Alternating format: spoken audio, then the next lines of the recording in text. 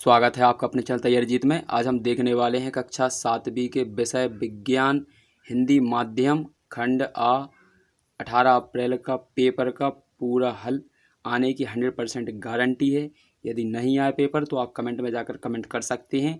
पूरा पेपर फंसेगा ये, लेकिन आएगा किस में? सरकारी विद्यालय में आएगा। ठीक है, तो यहाँ पर हम इस पेपर में पिछले वीडियो में हम देख चुके थे कि ऑब्जेक्टिव क्वेश्चन किस प्रकार के आने थे।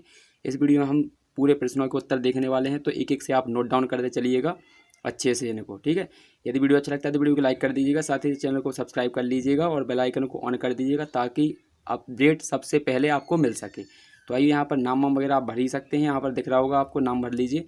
तो यहाँ पर अपना नाम भर लीजिएगा, यहाँ पिताजी का नाम, यहाँ साला का, ठीक है, और यहाँ पर आपको क्लास 7th लिख देना है। ठीक है, यहाँ पर लिखने के बाद फिर आप आगे से बढ़ के स्टार्ट करेंगे, तो यहाँ से स्टार्ट करना था। ठीक है, पिछले वीडियो में हमने यहाँ पर ऑब्जेक्टिव क्वेश्चन के हल देख लिए थे। यहाँ पर फिर एक बार और देख लेते हैं। पादप के किस भाग द्वारा प्रकाश संश्लेषण हेतु वायु कार्बन डाइऑक्साइड ली जाती है? तो ऑप्शन सही हो जाएगा इसका बी, रंध्र द्वारा। ठीक है, रंध्र को छिद्र बोलते हैं। इसके बाद पाचन तंत्र में जल का अवशोषण किस में होता है? बृहदान्त्र में होता है। ठीक है, रिवाइज करते चलिए एक बार। ऑप्शन नंबर डी सही है इसका। इसके बाद क्वेश्चन नंबर यहाँ पर तीसरा क्वेश्चन दिया गया, ऐसे पदार्थ जो अम्ल, क्षार या उदासीन के अम्ल के साथ विभिन्न रंग देते हैं उन्हें क्या कहते हैं? तो सूचक कहा जाता है। इसके बाद किसी सरल लोलक का आवर्तकाल किस राशि पर निर्भर करता है? तो लोलक की लंबाई पर।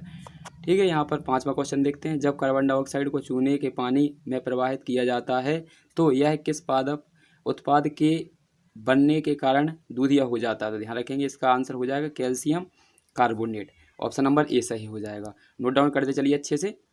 अगला क्वेश्चन है, तो अगला क्वेश्चन दिया है पांचवा, जब कार्बन डाइऑक्साइड को चूने के पानी में प्रवाहित किए, तो हाल देख लिया हमने ये तो।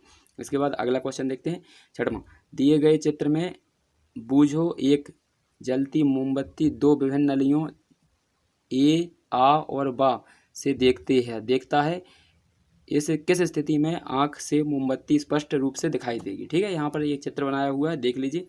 यहाँ पर सीधी है इसमें नली और इसमें आपकी नली थोड़ी टेढ़ी है। तो आप जानते हैं कि किससे सही दिखेगा? तो सीधी वाली नली से सही दिखेगा। तो इसका करेक्ट आंसर हो जाएगा हमारा ऑप्शन नंबर ए। इसके बाद अगला क्वेश्चन देखते हैं सातवां। तो ये रहा हमारा क्वेश्चन नंबर सातवां। तो सातवां, दिए गए ग्राफ में कार आ और कार बा गतिमान है, उपयुक्त ग्राफ के आधार पर बताइए कि कौन सी कार, मतलब यहाँ पर दो कार दिख रही हैं आपको, तो यहाँ पर दूरी इसकी ज़्यादा है, इसकी कम, तो दूरी जिसकी ज़्यादा होगी वो ज़्यादा तेज़ चलेगी। ठीक है, तो इसका सही आंसर था हमारा ऑप्शन नंबर ए। इसके बाद क्वेश्चन दिया है आठवां, निम्न कथन में दैनिक जीवन में उदासीनीकरण अभिक्रिया का उदाहरण नहीं है? तो इसका सही आंसर था हमारा ऑप्शन नंबर सी, कारखानों से निकलने वाला अम्लीय पदार्थ मिलना। ठीक है, यहाँ पर ये था सी ऑप्शन। इसका अगला क्वेश्चन दिया है, निम्न में से कौन सा विद्युत धारा के तापीय प्रभाव पर कार्य करता है? तो इस्त्री हो जाएगा इसका। विद्युत इस्त्री मतलब जो आपके यहाँ पर प्रेस होती है, वो लाइट चलने वाली। इसके बाद अगला क्वेश्चन दिया है दसवां, एक बस 3 घंटे में 90 किलोमीटर की दूरी तय करती है, बस की चाल क्या है? तो इसका सही आंसर हो जाएगा ऑप्शन नंबर सी, यानी 30 किलोमीटर प्रति घंटे। इसके बाद हम क्वेश्चन आंसर देख लेते हैं। तो क्वेश्चन हमारा पहला क्या दिया गया, इसको देख लेते हैं। तो यहाँ पहला क्वेश्चन दिया गया है, शरीर की सबसे बड़ी ग्रंथि का नाम बताइए, इसमें कौन सा रस स्रावित होता है, व यह किस घटक के पाचक में सहायक होती है? तो यहाँ पर दिया है शरीर की सबसे बड़ी ग्रंथि यकृत है, इससे पित्त रस निकलता है और पित्ताशय में जमा होता है, यह वसा के पाचन में मदद करती है। ठीक है, वसा को पचाती है। तो अच्छे से नोट डाउन करते चलिएगा, एक एक क्वेश्चन को अच्छे से नोट डाउन करना है, क्योंकि ये क्वेश्चन हमारा 11 से लेकर 20 तक 3-3 नंबर के हैं। ठीक है, तो एक क्वेश्चन नोट करेंगे 3 नंबर आएंगे। इसके बाद अगला क्वेश्चन देखते हैं 12वां। तो 12वां क्वेश्चन दिया गया है, रेशे को ऊन में परिवर्तित करने के प्रक्रम विभिन्न चरणों को क्रम से लिखिए। ठीक है, तो ये क्रम से लिखा है। तो देख लीजिए, सबसे पहले भेड़ के शरीर से बालों को उतार लिया जाता है। इसके बाद इन बालों को धोया और सुखाया जाता है, तब हमें ऊन प्राप्त होती है। ठीक है, तो ये हमारे चरण हैं, तो इनको कर लीजिएगा। ये 3 नंबर का क्वेश्चन हमारा है। अगला क्वेश्चन देखते हैं, अगला क्वेश्चन नंबर 13 है। तो ये रहा क्वेश्चन नंबर 13 है, इसको देख लेते हैं। तो क्वेश्चन नंबर 13 हमारा क्या दिया गया, सर्दियों में आप एक मोटे कंबल अथवा एक के ऊपर एक जुड़े 2 पतले कंबलों में से किसका चुनाव करेंगे? ठीक है, और क्यों करेंगे, कारण सहित स्पष्ट कीजिए।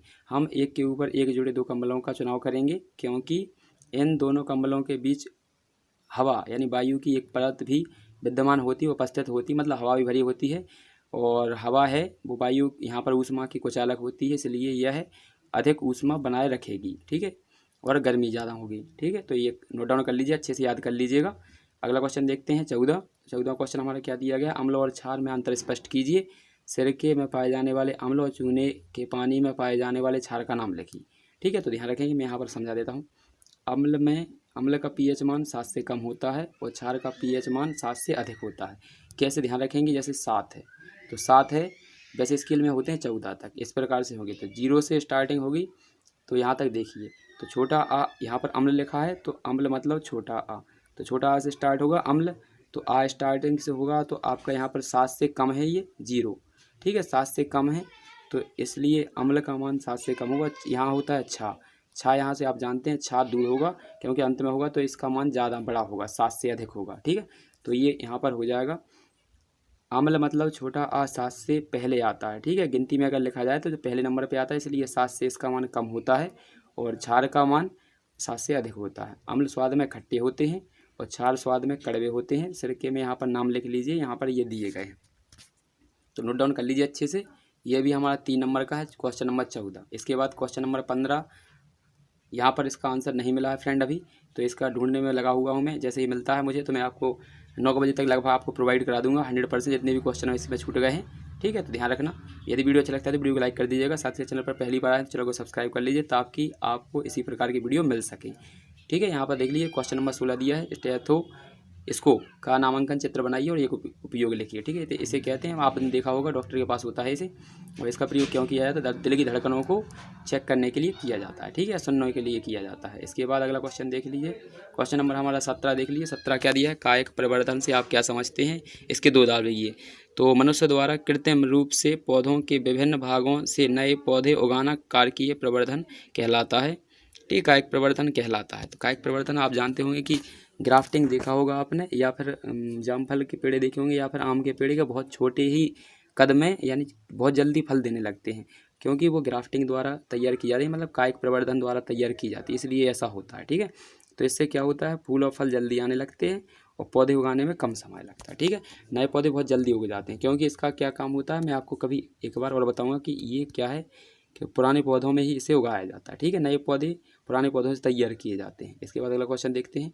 अगला क्वेश्चन दिया है 18 क्वेश्चन दिया है। इसमें क्या दिया है, चित्र ABC दिए गए हैं, इसमें लेंस और दर्पण को पहचान कर उनका नाम लिखना है, एक एक उपयोग लिखना है। ठीक है, तो यहाँ पर पहला लेंस है हमारा, लिख लीजिएगा, यह उत्तल लेंस है। कौन सा है, उत्तल, ये उत्तल लेंस है। और दूसरा हमारा क्या है, ये अवतल लेंस है, अवतल लेंस। और ये हमारा दर्पण है। ठीक है, दर्पण क्या है, ये दर्पण है। तो अच्छे से लिख लीजिए इनको, इनका एक एक उपयोग है, तो ध्यान रखेंगे। उत्तल लेंस का उपयोग आप किस में किए थे, उत्तल लेंस का उपयोग घड़ी सुधारने के लिए किया जाता है, या सूक्ष्म चीज़ों को देखने के लिए किया जाता है उत्तल लेंस का। अवतल लेंस का प्रयोग कहाँ किया था, अवतल लेंस का प्रयोग दाढ़ी बनाने के लिए उपयोग में किए जाने वाले दर्पण में किया जाता है। ठीक है, दर्पण आप फेस देखने के लिए किया करते हैं। इसके बाद अगला क्वेश्चन दिया गया हमारा 19वां, इसको देख लेते हैं। तो 19वां क्या दिया गया है, समय है 20 मिनट और चाल दी गई है 3 मीटर प्रति सेकंड। ठीक है, तो यहाँ पर दूरी ज्ञात करने, तो दूरी का सूत्र होता है आपका दूरी बराबर चाल गुणित समय। क्या होता है, तो यहाँ पर लिख देता हूँ, दूरी बराबर चाल गुणित समय, आप लिख लीजिएगा। तो चाल हमारी कितनी दी गई, 3, और समय कितना दिया है, यहाँ पर सेकंड में दिया है समय, तो इसमें भी सेकंड बदल दीजिए।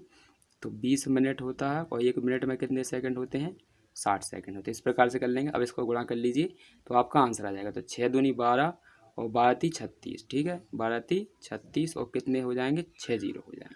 ठीक है, ये हमारी किस में है, मीटर में है। किस में है, मीटर में है ये दूरी। तो मीटर में दूरी ही, या किलोमीटर में बदलना है तो 1000 का दे देंगे भाग, तो आपका अलग हो जाएगा। तो यहाँ पर इसका आंसर आने वाला है हमारा कितना, 3600 मीटर, या लिखेंगे क्या, 3.6 किलोमीटर। ठीक है, इसका आंसर हो जाएगा। इसके बाद अगला क्वेश्चन देख लेते हैं। अगला क्वेश्चन हमारा ये दिया गया है, क्वेश्चन नंबर 20वां देख लेते हैं। यहाँ पर देख लीजिए अच्छे से, तो इसको अच्छे से नोट डाउन कर लीजिए आप। ठीक है, यहाँ पहले में क्या दिया है, हाँ, तो पहले का क्या लिखा है, यदि ऑफ है, इस स्थिति में कोई बल्ब प्रदीप्त होगा या नहीं, तो यहाँ पर होगा प्रदीप्त नहीं होगा। ठीक है, तो पहले का आंसर क्या है, नहीं। दूसरे वाले का आंसर मैं आपको अगले वीडियो में बहुत जल्द प्रदान करने वाला हूँ, 9 बजे तक आ जाएगा आपका। ठीक है, जब स्विच ऑफ होता है की स्थिति में क्या है, क्या कोई बल्ब प्रदीप्त होगा, तो नहीं होगा पहले वाले का आंसर। दूसरे का बहुत जल्द लाने वाला हूँ मैं आंसर, ठीक है। इसके बाद अगला क्वेश्चन देख लेते हैं। अगला क्वेश्चन ये देख लीजिए 21वां। तो 21 में हमें क्या करना है, किसी उत्सर्जन तंत्र का नामांकन चित्र बनाना है और इसका नाम भी लिखना है, कौन क्या चीज़ उत्सर्जित होती है और इसमें कितने प्रतिशत होता है। तो यहाँ पर देख लीजिए, अच्छे से नोट डाउन कर लीजिएगा। अगले वीडियो में मिलते हैं और इसके शेष क्वेश्चनों का हल लेकर। यदि वीडियो अच्छा लगता है तो वीडियो को लाइक कर दीजिएगा, साथ ही चैनल को सब्सक्राइब कर लीजिए। मिलते हैं अगले वीडियो में, तब तक के लिए जय हिंद।